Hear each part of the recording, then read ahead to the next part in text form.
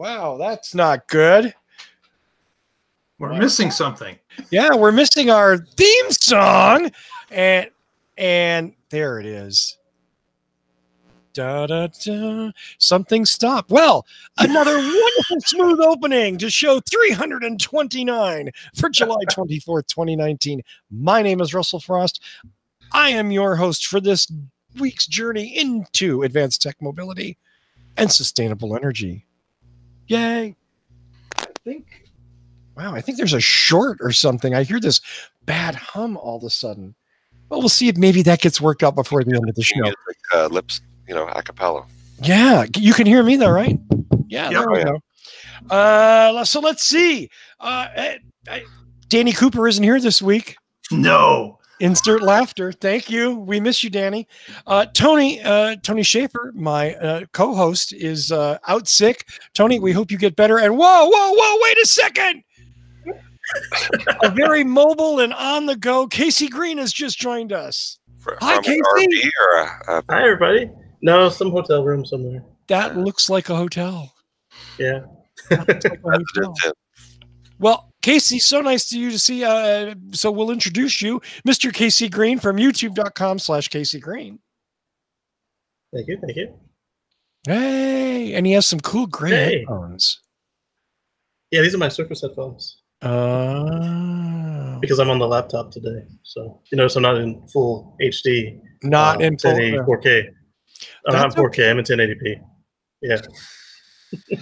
You're in shitty hotel bandwidth. Yeah, that's the hard part. Even worse than that, I've VPN tunneled myself back to the house, so it's even half of that. That's not good. Because they had unsecure Wi-Fi, and I don't trust it. Oh, well. I don't blame you there. Well, next to him is our friend in Canada. He is a world-famous collector of Aero wheel covers. Off-the-wall stuff, too. Is that kind of weird? Off the wall? Off the wall. Oh, tied that one in. Right away, my old brain went to Michael Jackson. Of course, you went to Aero wheels on the wall. Wow. Well, last and certainly not least, our friend, the owner of Boulder Hybrids, Mr. Paul Guzik. Glad to be back, and we should get on because we got a lot to talk about today. We do. And I'm going to start off the news this week with Mark Coughlin has a story that I'm very interested in. Yes, we've heard of these dockless scooters for some time now. The bird scooters or the lime scooters, basically they rent them out to people to basically zip around the city. And since they are dockless, that of course means that people don't have to pick them up or drop them off in a specific area. And The Verge did a story this week about these scooters, and of course the havoc that they unleash on businesses that operate within their operational theater. And what happens is that these scooters tend to jam up places and cause a lot of disruption. So they got this cool graphic of a video game, like an 8-pixel video game of all these scooters laying around and the cool trash bin filled with them and a great little graphic. But the story basically talks about how they're left just laying around. They're not picked up on a regular basis or not found sometimes, so they can stay for extended periods of time over days. And then they talk about the hazard they are for laying on the streets, blocking parking spaces, pedestrian passageways, trails.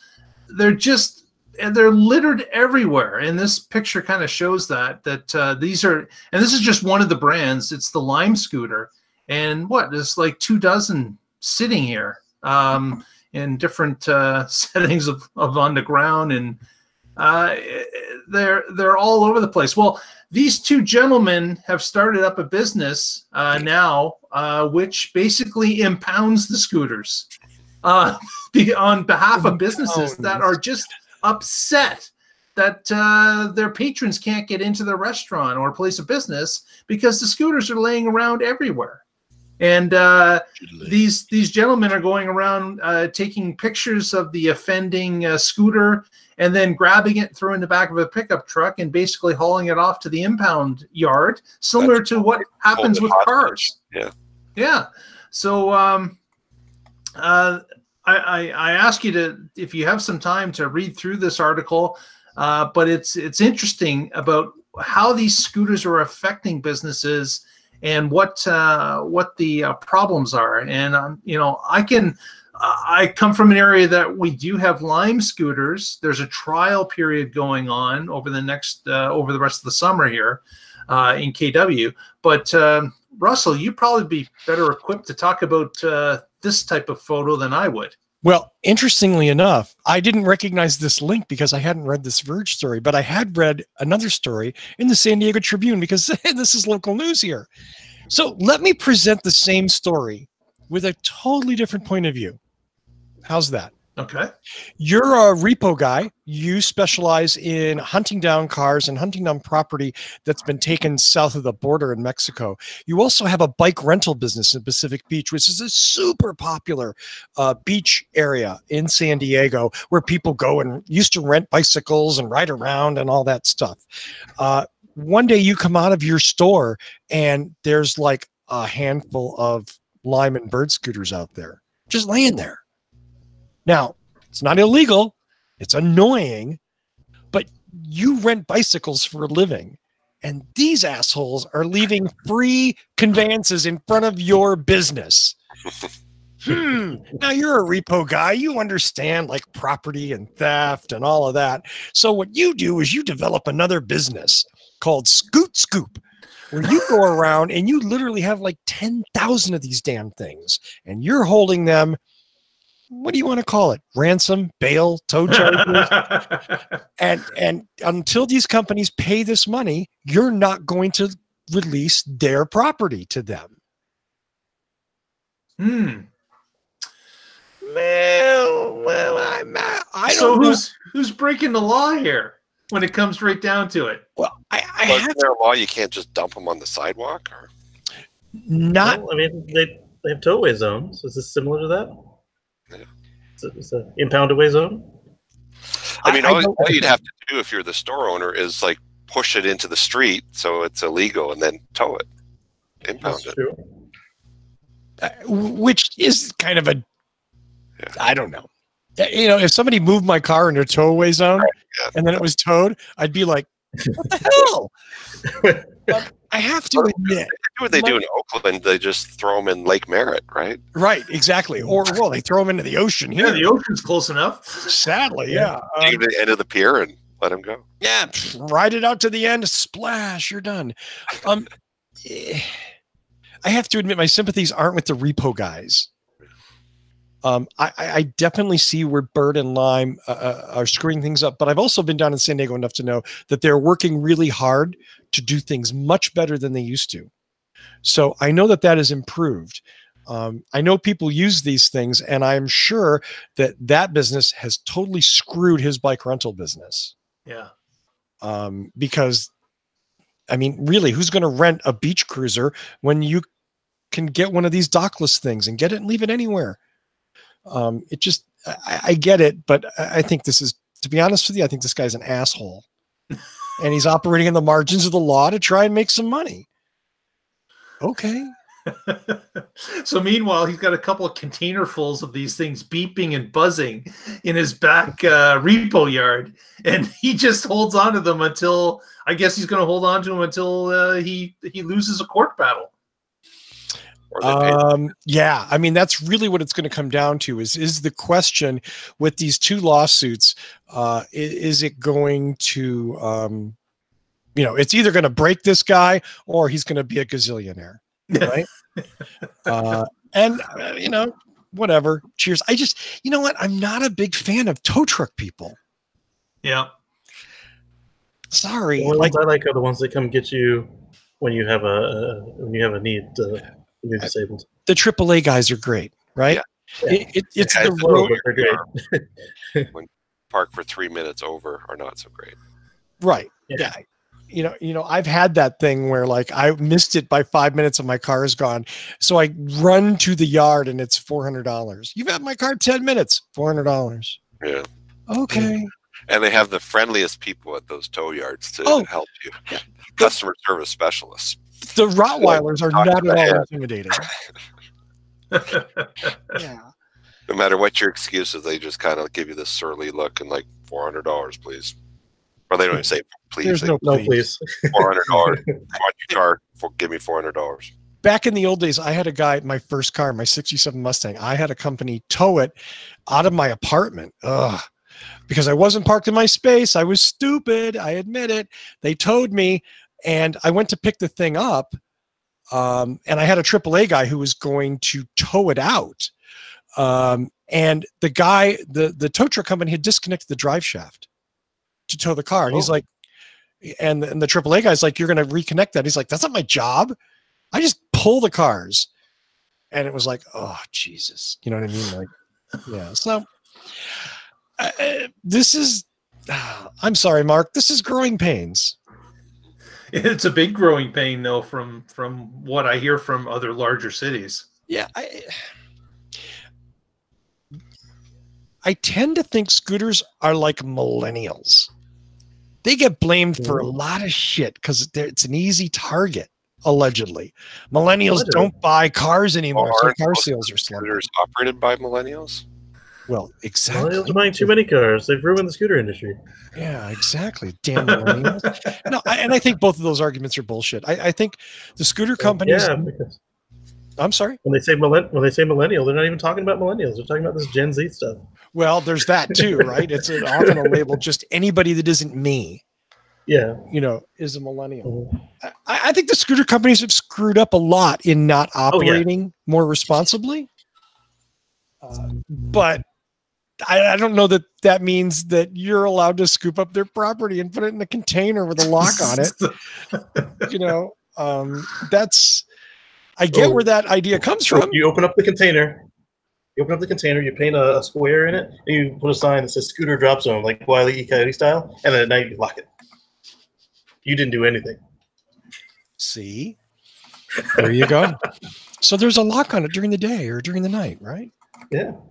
Whenever they go to get them, there's a lock. I don't know. Can someone share a video that I just posted here? This is the scooter drop zone. Okay, let's. Is it a shredder? It sounds like a big shredder. Okay, Paul, I see what you're doing here. Can you share it? See, imagine putting scooters in that machine. Oh, wow. Eat a car. I think it does that to a car, yeah. Wow, ouch. Is that okay? Man, engine block and all. Yeah. There's lots of YouTube videos of giant shredders destroying everything. And people just love to watch that, don't they? Yeah. I got sucked into it for about half an hour once. There you go. See? Hey, I've watched the Russian car crash video. It's like a train wreck. You can't look away. Literally. Well, our next story comes from GeekWire.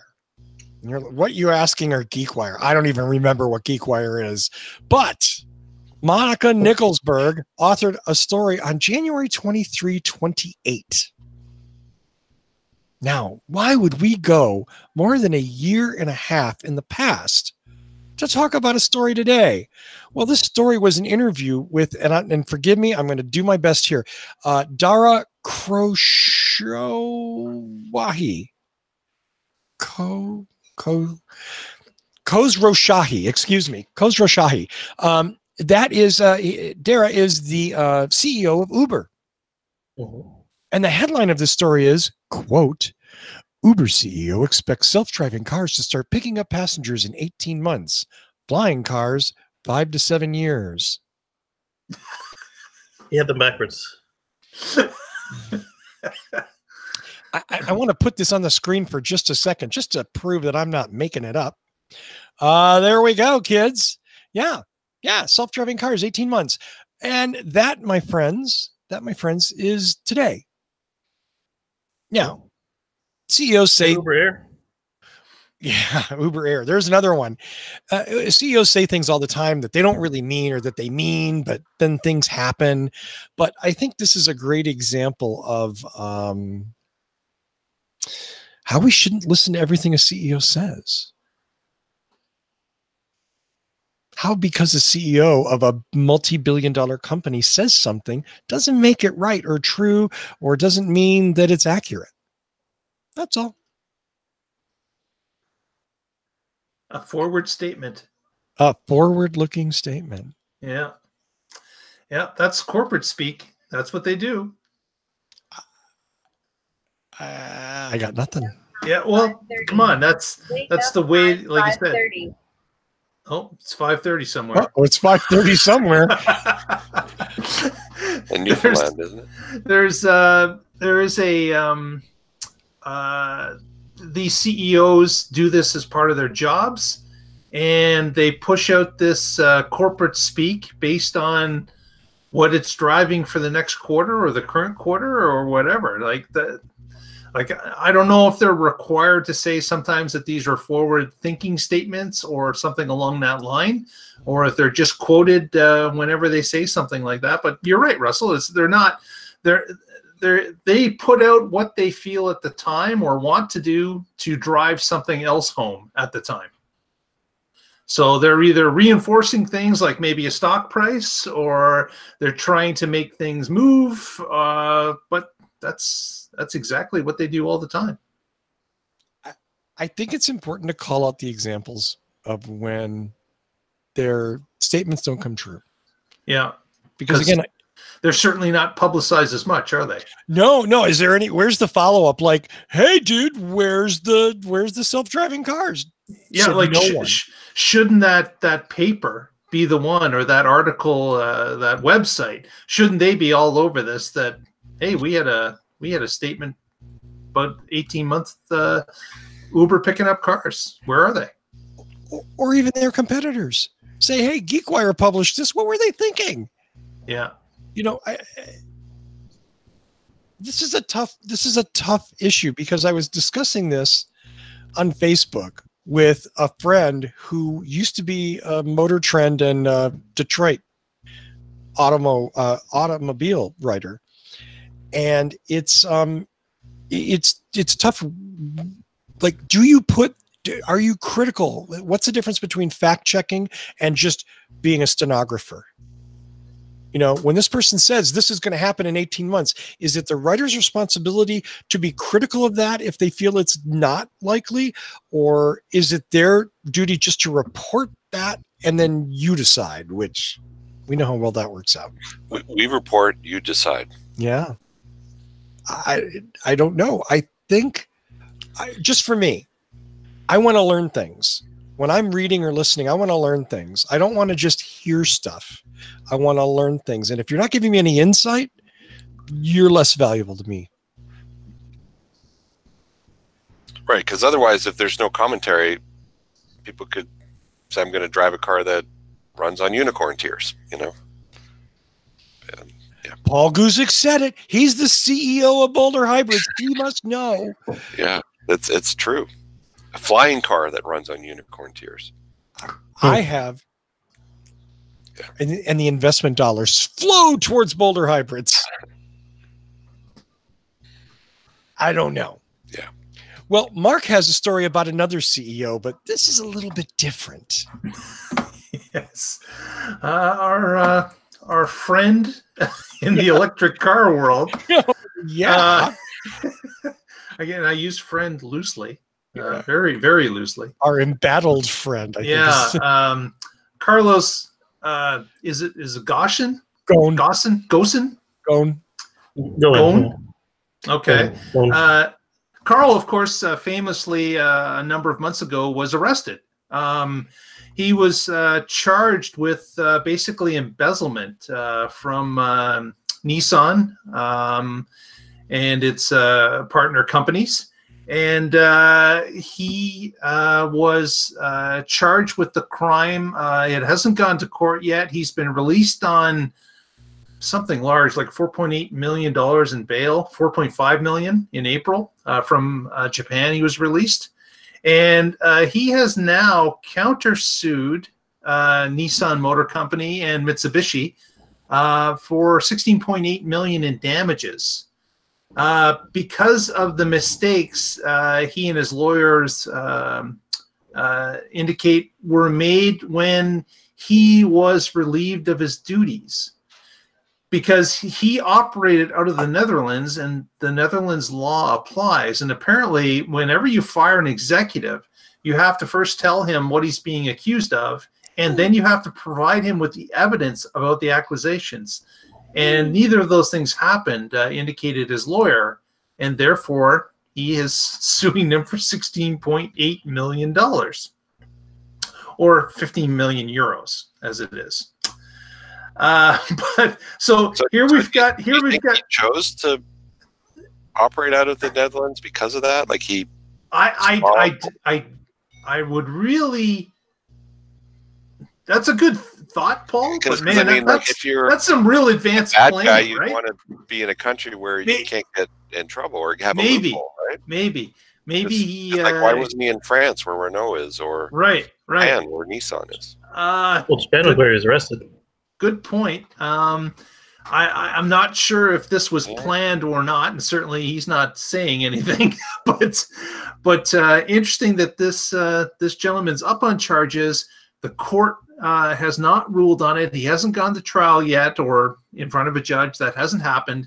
And in the meantime, he's suing the company that says that he embezzled to the tune of $9 million from them. So interesting little story. The plot thickens here.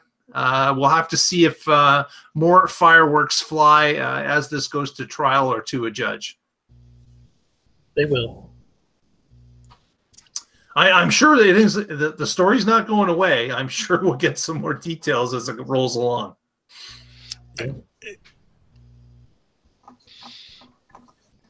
This is me wishing I had a better handle on the story because it's so complex. Like, I can't figure out if these people are screwing him to get rid of him or if he's really a criminal and he got caught.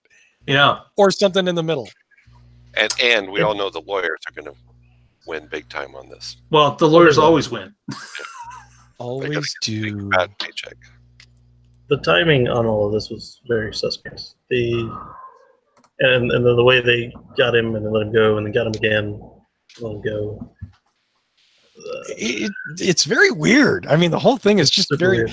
We just don't see that many. I mean, we don't see that many high-level CEOs of companies that big in cuffs doing a perp walk. That's pretty crazy. And then the other timing on it was also really suspect. Like, as he was pushing harder for them to go further electric on all these brands, so many of them were pushing back against him. The internal IC gangster. I think the Koch brothers set it up. Exactly. They could have. Yeah, they had their friends. I'm curious how. Yeah, I'm curious how it all works out. It's just talk about a conspiracy theory. It seems that way. Yeah, it's very convenient for some folks and very odd all around. Absolutely. Wish him luck. Yeah. Sure, go Carlos. Right. I don't know. I don't care. I don't know. I do care that he was so much of an ally to the cause of reducing emissions and the EV movement. Yes. Yeah. He was the one who said he hated hybrids. And back when I was really into Prius, I was like, I don't like that. But he said, well, I love electric cars. And then years later, he backs it up. I'm like, oh my goodness. Okay, I can understand he hates hybrids because he was electrics, but I was never interested in the Altima hybrid because of that. Yeah. Let's buy this from Toyota. And it was an Altima. Ooh. Yeah, it was Altima. I just blew Nissan totally now. Damn it. They're not a sponsor. And I just sent him. I just posted on Twitter today that to Nissan. In fact, I really want an ENV 2000. Man, you really screwed up. I think that would be awesome. Will you bring? Yeah, just please, just bring one to the U.S. so I can have it, please. I've got a broken Altima hybrid in the back of the shop. You can trade him for it. I'm not sure how that helps, Paul. Maybe somehow. I mean, I appreciate the offer, though. It's very generous. Does everybody here know what ADAS is? ADAS. Automated driver assist systems. Yeah, it's Automated like the lane change assist and the smart cruise control and the automatic braking and all that fun new stuff. Absolutely. Yeah. So ADAS. It's great for old people. Oh, dude. Great for everybody. Did you have to go there? It is not just. No, it's great for everybody, but old Thank people you. with slower reaction times, it's really good. No argument Especially there. I totally agree with that. There you go. If you're over 70, you should have to have a car with these. AEB, things like that. So we're talking about automated systems that by design help you drive better and safer. There's been a lot of talk about this, and I don't want to talk too much about this specific paper, but there was a paper published on Elsevier. I'm not sure. ScienceDirect.com was where I found it. It was a study about psychology and behavior, and it relates to ADAS systems and reaction time. And one of the conclusions of this paper was that truck drivers respond way faster when there's a problem with the ADAS system than passenger vehicle drivers. And I don't mean F-150. I mean professional truck drivers. Professional drivers versus passenger vehicle, motor vehicle drivers. It was interesting in that I'm not sure why. So anyway, the other part of this conversation goes back to our friend Ed Niedermeyer, Alex Roy, Kirsten. Oh God, I forgot her last name all of a sudden. Damn it. Well, there goes that friendship. Sorry, Kirsten. Have talked about this several times, how ADAS systems have the potential to erode the way you pay attention in a car because you come to rely on them. You have lane keep assist. Maybe you're not as focused on the road. You have automatic emergency braking. Maybe you're willing to look over at that phone and answer that text. This is a very interesting conversation because the same systems that could save lives and make driving safer could also make us worse drivers. And that's the conversation I want to have with you, gentlemen. Yeah, I agree. I mean, if you know that there's a safety net watching over you, you're going to take more risks with that cell phone, you know, with playing with the DVD player in the dash or whatever. I would tend to agree as well because I think humans as a race altogether, we become reliant upon our machines and give over control in a quick fashion. So if we know that over the last time we've taken this journey, the car or the device has done it right 100 times, we're far easier to give it the credit that it will do it 101 times, and we will just let it do it. And I think that is an issue with any automated device, and it's just our nature. I think we're too quick to give it over and just kind of wipe our hands of it and feel that, oh, it's always done it right. It's going to do it right this time. So as somebody who drives one of these every day and constantly, I feel that it actually, I might be closer to the truck drivers in the study though, because I've got over 1 million miles under my belt. I'm pretty safe, pretty spirited at the same time. But whenever I have to drive a vehicle that doesn't have them, I feel like I've been blinded a little bit. Like eyes, like say I have to drive like this now. It's a lot harder. It's like for those on the audio, I covered up one of my eyes. So now there's not something watching my back for blind spot encroachment or people who suddenly slam on the brakes. And Charleston, South Carolina is a great place to that you've come to appreciate the assistance of the machine. I wouldn't say rely on it because every update Tesla changes something about the way that they the system, and it's you can't rely on it to the point where you can feel comfortable just letting it go. You have to always be there watching it, and that is something it says every time you turn it on is pay attention, pay attention. Or put an orange in the steering wheel. No. Buy this clamp widget. It's not an orange that anymore. hangs away. Yeah. Well, it's like going back. I mentioned DVDs. I mean, there's all these aftermarket car radios with DVD players in the dash, and the factory setup is you have to have the parking brake on for the DVD to play. But nobody ever connects that wire. Well, No. for $15, you can buy a bypass circuit that they sell on Amazon that allows the DVD player to work all the time. And guess what? They sell thousands of these bypass circuits, so people can drive down the highway and watch their favorite DVDs. That's a scary thing. And you wonder who's liable for if that car causes a wreck. Like, is it the driver? Is it the company that sold the bypass device? Are you suggesting a company making a bypass device in China is liable? It really is the driver. You know they're going to go after both. Yeah. Yeah. Yeah, but I mean, yeah. Good luck with that. I think what's really scary about Paul's statement is that people value watching the DVD more than having a safe journey on a highway. Yeah. Like that's remarkable that you would spend money to lessen your chance of survival in a car. Like, it's crazy. People are crazy. I mean, we all have commuting stories, right? Somebody's reading the paper. Somebody's eating their breakfast. Someone's putting on their makeup. Someone's combing their hair. Someone's doing something that definitely detracts from the driving attention that they should be giving. Rack it up to, Darwin, like the stupid people will die. There is that. But the problem is they hurt other people that are innocent bystanders. The guy in the other lane that gets taken out because you're watching the DVD. That's not right. Yeah. What I want to put by is Casey's point about him being able to pay more attention and feels that this is an asset to have. That's fabulous. But you roll that into Paul's comment about people buying a defeat device to watch a DVD, and what you're going to get is when more of these devices are available in cars, I think we're going to have more and more people that just throw caution to the wind and completely ignore driving.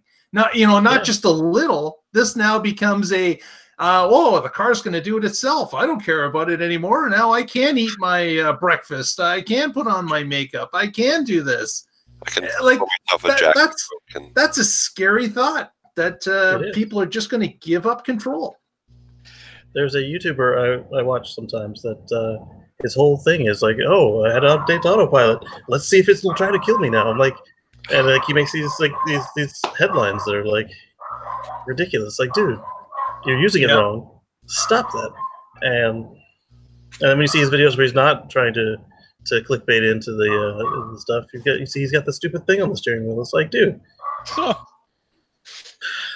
See, and I'm kind of on Casey's side here in that, not that we've taken sides, but I mean, I think ADAS devices are super cool. I love them. I wish every car had them. And I do feel like, at least in the short term, before we start seeing these behavior modifications, that they would be good for people and they would save lives and they would cause less property damage. I love a car with dynamic cruise. I don't really care so much about lane keep assist, but whatever. Automatic emergency braking is awesome because you know what? Maybe I do look away for 1 second for the very best of reasons, and then that's when disaster strikes. Or you're avoiding something in the other lane, and the one in front of you stops because they were looking the way. Right. That happened to me just the other day, and the car did everything because I was not looking in the right spot. And but I think we're only a couple years away from them mandating the automatic braking, right? They need to. You would think that one feature is going to save so many lives and so many collisions. They should just make it like airbags. You have to have them to sell a car in this country. Sadly, what that's going to cause is a lot of rear end accidents. Yeah. Like somebody with AEB stops, and then the person behind him's like, having their oatmeal. Damn it. Yeah, because he doesn't have the new car. Right. Yeah. He's driving the 84 Altima. I decided not to pick on Corolla this time. But yeah, as long as we don't, Tesla and GM have got the right idea. Neither of them does it right, but GM makes you look into the sensor, and Tesla makes you jiggle the wheel every now and then. But their whole point is, whether you defeat it or not, their whole point is you need to actually be in the situation. It is there to give you superpowers. It's not there to do everything for you. Right. Right.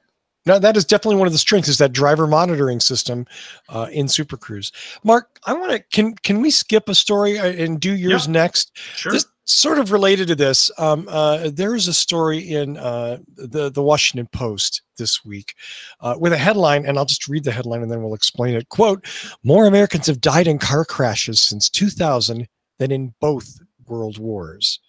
And just to give you some context for that, or give you, well, that's the context, the numbers, over 5, oh no, it's gone. Where did I go?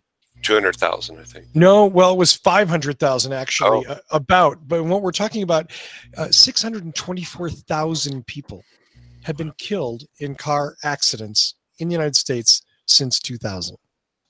That right there. We call them accidents. They're not accidents. Most of the time, they're just crashes. And that's and right in that story is Wyoming ranks as the worst state for drunk driving. Right. Oh, wow. Because if you got to live in Wyoming, you're going to get hammered. Hammered, yeah. We just lost Wyoming. I just lost Wyoming. Yeah, Dick really Cheney. I'm not going to watch this show anymore. Thanks, Paul. Man. I looked forward to him on Patreon too. I don't know that I have a point here other than, holy shit, this is a crisis and we should treat it as such. When almost 750,000 people die for one reason, car wrecks. And what are we doing about it? What do we care? No, I want to go faster on the highway. Who said? As long as it's not arbitrarily low, but like if they say it's lower because of safety or it's lower because that's how it's designed, I get that. But if they just start lowering it just willy-nilly, that actually sometimes can make it worse. But I do agree with the idea of actually doing something to make it safer. It's just let's not throw stuff at the wall and see what sticks. Let's empirically and scientifically handle it. We know scientifically that if you're going slower, there's less energy going. Yes. Yeah. We know that. There's no question about that. But when they lower the speed limit for a road that was designed for 70 from 55 down to 25, it's not actually helping anything unless they're also making a speed trap. Because we don't enforce the law. Yes. If we enforce the law and people actually went that speed limit, less people would die. I'm not for necessarily everybody going 25 miles an hour everywhere. Oh, no. I'm not saying that, but I am saying that we've gotten, I think my point with this story is we've gotten to sort of a lawlessness in the United States about driving. I can do whatever I want to do, whenever I want to do it. I can't tell you how many times I go through a 15 or a 20 mile an hour school zone and I'm doing 15 or 20 miles an hour and I'm a bozo because there are people blowing past me in a school zone. Well, with the lights flashing and kids walking. Driver education. Yes. Like there's one of these comments in this article comparing like American drivers to German drivers. Like in Germany, you have to go to school for weeks to get a license. And like they don't just hand them out, if you have a brain. Like candy. Like candy, yeah. And in the US, basically everybody's like, this is my right to drive. And the test is like, so simple that you'd have to be a complete moron to fail it. Where in the US or in Germany, most people fail the test before they can get a license because it's really hard. And they educate people on speed and inertia and how to drive and how to be safe. And there's twice as many fatalities in the US as in Germany. And Germany, the Autobahn has no speed limits. So why is that? The cars are pretty much the same. Yeah, they're paying more attention to the road. Like you notice, they don't prefer cup holders. They, like you said, they have more training. It's just a mindset. They don't sit there and hang out in the passing lane. They get out after they pass somebody. Or generally get out after they pass somebody. They and know if what you a turn don't, signal is. they know what turn signal is. If you don't, they're enforcing it. They gently nudging you to get out of the way. Yeah. Okay. But I mean, it's I read an article. I don't know if it was last. It could have been last week because we were doing the movie stuff. The week before, where how has car culture infiltrated our society? Like the fact that we call them accidents, the fact that vehicular manslaughter is like an almost nothing crime. I mean, you're gonna do time for it, but it's not like if you had accidentally axe murdered somebody, you'll get a lot more time for that. Even if it was I an don't accident. think you could accidentally axe. I think an axe murder is usually has some. Come on, Paul. Everyone's slipped and thrown an axe, haven't they? Get the lumberjack throw an axe. They hit the. It's about the same thing. If you're sitting there driving maliciously, you're not paying attention to the road, you're texting and driving, and you kill somebody, you might as well have axe murdered them. And the person who axe murdered them on purpose is going to do more time than the person who purposely ran them over and ended their lives. And then we've designed cities around it. We've excused all the pollution. I mean, cars, the way we treat them is insane in this country. And most of the world, but especially here in the U.S. and Canada and Mexico. North America. They did it wrong. Something to think about. Yeah. For all of us. Let's go to Mark with something a little less fatal. It's a lot less fatal. A little more happy story. A little more positive, yeah. Yeah, let's go positive. We need it now. Please.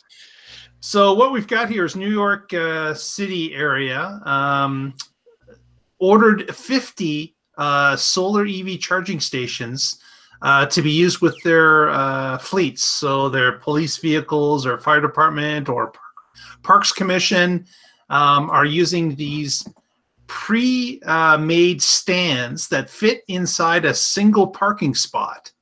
They come with a trackable solar roof, so it follows the sun. They have a battery pack and a level 2 charger attached to it. So they're mobile. They can move around anywhere since they're not attached to the grid. They just use their own batteries. These units can be set up in any parking spot they want. And if they get used far less than they thought they would, they can pick it up and move it to another spot. So excellent idea. Yeah. They spent $3.8 million on 50 of them. That works out to be about $66,000 a piece. That's not bad. So, well, if you got 66 grand to throw in a parking spot, but maybe the city of New York does, but I don't know. It's a great idea. I think if the cost could come down somewhat, that would be nicer. Sure. But having this as a portable option that could be moved around, I think is a fantastic idea. And that the solar panels get about 25% more energy because they track the sun. Excellent idea. And of course the battery pack. So even if a car's not there, it just slowly charges itself up. So that when the next car comes, it can give it the energy if it's night or day out. It doesn't matter. So great product. Wonderful application. I just think that as time goes along and it gets a little bit cheaper, if other companies come on board and do the same type of thing and drive some competition, I think this is an excellent solution for any urban area. Actually, it could work in any area. It doesn't have to be urban. It can be anywhere. Yeah. But it's kind of like a portable carport as well for the car. It protects it from, sun and rain and snow. Exactly. Oh, that's interesting. So there's another shot of it here. I do have one question, though. Yep. If they put these in Pacific Beach, that asshole that's taking scooters is going to start picking these up and collecting them. These are a little heavier. Uh-huh. He'll buy a forklift. He'll find a way. He'll find a way. So I remember seeing either the demonstrators or the prototypes of these when they first came out, and it's great to see they've got a customer and that they've actually started to sell these in volume. And the fact that they don't have to plug in anything just makes it that much easier to deal with. I like that. Yeah, so kind of a cool. I have seen these for a while. I think they have a few different versions of it. Some are like a fourplex instead of a single parking spot. Come with a larger solar array, so there are some variations on it, and they do indicate that they even have one that can DC fast charge as opposed to just level 2. So there are some options that even make it a little bit more versatile. So giving quotes such as you get about 225 miles of EV range per day on the L2, and you can get up to a possible 1,100 miles a day on a DC fast setup. So again, pretty versatile and interesting. I hope they can take off somewhat, and more will come out with the same type of an idea. Well, it also seems like the prices come down. Where I am, the city of Boulder deployed 2 of these in 2014, so we're ahead of New York City by a few years. Wow! But of course, Boulder paid 3.3 for 2 of them. That's right. Yeah, we paid the early adopter tax.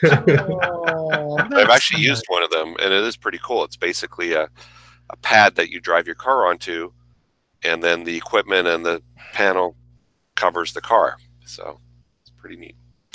It's cooler when you get in too. Well, there's no snow on it. Yeah. Well, and the idea that you can move it anywhere that it needs to be, if it's not being used here, you can move it the next month to someplace else is brilliant. Well, a big part of charger installation is tying it to the grid. I mean, you got to trench it, you got to get an electrician. I mean, you get permits. This looks like you just drop it in a parking lot and away you go. Yeah. And copper is expensive, so to trench and run all that copper. Plus, look at it this way: if it belongs to the city, and you know you've got something coming in, say it's Augusta, and you've got the golf tournament coming in, or it's you've got a race coming in down in Florida, or you've got conferences in Vegas because it's conference season. You just move them from where they normally live to where your tourists are, and then you put them back when it's done. Yeah, the mobile aspect of them is really a great idea. Wonderful. Well, thanks to Envision Solar in San Diego. That's all I got to say. I'm going to give those guys a call. Show sponsor. There you are. Until we say the wrong thing. And then done. That's it. Maybe we can get some of the drunk drivers in Wyoming to buy. Yeah. Yeah, you said 2 of our things cost $1.5 million each. Yeah, we have no interest.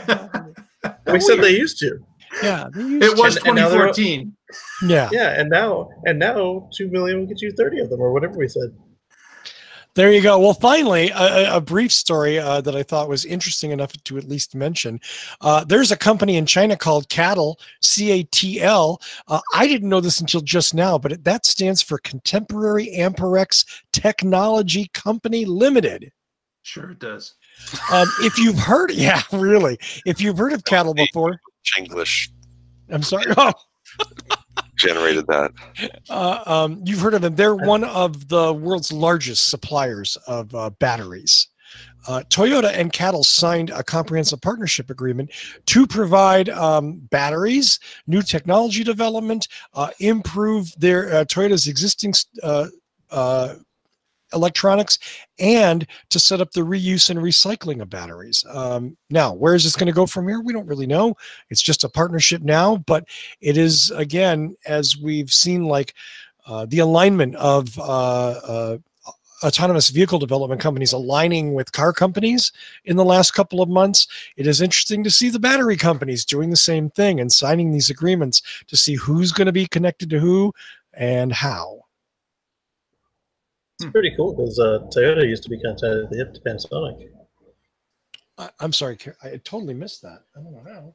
I said Toyota used to be tied at the hip to Panasonic, so this is a development for sure. Yeah, and I think they still have an agreement with Panasonic. Yeah, they do. They do. Yeah. But the fact that they were willing to open it up, same as when Tesla opened up with LG and Samsung, in addition to Panasonic. I think Toyota's ramping up to finally get on the EV bandwagon, and they realize they're going to need more suppliers to keep up. That is my hope. Yeah. Well, I'm hoping that China's a test bed and that they finally come to their senses. I can't see them doing all of this work and just leaving it in China. That would be insane. Yeah, definitely not. Definitely not. Well, that's all the news for this week. The big elephant in the room that we didn't talk about, it just ended about half an hour ago or 45 minutes ago, which was the Tesla Q2 earnings call. We're going to talk about that next week. Okay. So check back with us for that, because there's probably a thing or two we can discuss about that. Unless you guys are bored with at least talk about their futures. Their aftermarket futures are down 11% right now. No, I said no. This is what happens. It goes up before and then it goes down after. It's their pattern. Russell and I have a bet. Nothing. Oh. Yeah, watch the Tesla Life if you want to hear about the earnings call. How's that? Yeah, stuff happened. I'm sorry. No. I'm just saying, like we're not coming down on you, Casey. We're just saying. As their CTO is stepping down, that means he got fired. No, not JB. No. JB's leaving, but this has been coming for months because he's been selling all his stock, and I don't think anybody. Well, there's a lot of people pretending to be surprised. I was not at all surprised when they said JB's leaving. And he's staying on an advisory board, so he's not. Quote unquote. He's not leaving. He's leaving. He's stepping down from his executive position. He wants to get the hell out of the way. Taking his Elon, I came here for electric jets, and we're making everything but. No, it'll be interesting to see. He did good work. Yeah. As Paul mentioned, the stock is down. It was at like 265 last time I checked. It was at 237 in after hours trading. We'll see where it opens tomorrow. Mark and I have a little bet for honor. Yep. I'm aggressively taking a position I don't even totally believe in, but I gotta be who I am. I'm saying it's going to be sub 200. He says it's going to be over 200. I said over 225. Did you say over 225? Yeah. Oh, you're insane. Open tomorrow? Yep. Yeah. Oh. We'll see. So yeah, very interesting Q2 call. And neither of us have any stock in the stock. So this is just for fun. As we like to say, if you take stock advice from this show, you're going to get what you deserve. You got more problems than you can count. Don't do it. Don't. Let's do some shout outs and go home. Mr. Casey Green from a hotel, who knows where. I am across the street from the Springfield Supercharger. Keeping an eye on things, are you? Okay. That was accidental. It was not planned by any means, but somebody in our Tesla club in Charleston pointed out that in Virginia there's a supercharger every 10 miles. It's roughly accurate, so wow, you don't have to plan it. Yeah. Nice. Yeah. Oh, so speaking of, I've got half of Virginia already reviewed. I've got half of the Springfield review. Don't ask me how I forgot when we got back to car to finish. So I'll do that, and then at some point when I've got a computer that's faster than the laptop, you'll start seeing some more videos come out. Wow. Yeah, that's at youtube.com/Casey Green. KACYE. Oh no, KACEY. KACEY Green. Yeah, there we go. Sorry. That's great. Yes. I almost wrecked your shout out. I'm sorry, Casey. Mr. Mark Coughlin. I just want to remind everyone that if you're currently watching, please press the thumbs up button. Give us a thumbs up.